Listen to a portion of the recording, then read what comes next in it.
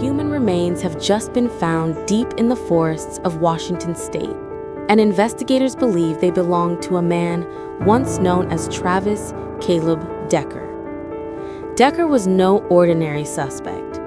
At just 32 years old, he was a former U.S. Army infantryman and a member of the Washington National Guard. But behind the uniform, his life was crumbling, with battles against PTSD and a history of mental health struggles.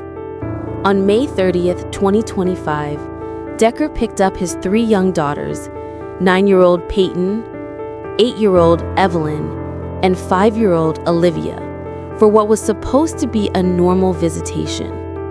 But the girls never came home. Days later, horror struck. At a remote campground in Chelan County, investigators discovered Decker's abandoned truck. Nearby, they found the bodies of his daughters. Their wrists were bound with zip ties, plastic bags placed over their heads. The cause of death? Suffocation. The manner? Homicide. From that moment, Decker vanished. A massive manhunt swept across Washington. Police, the FBI, and U.S. Marshals all joined in. With his military background and survival training, many believed he could be hiding off the grid for months. And for a time, it seemed he had disappeared without a trace.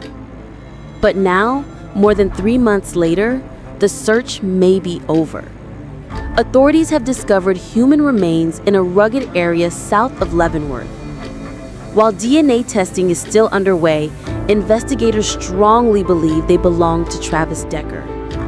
This tragic story leaves behind questions that may never be fully answered.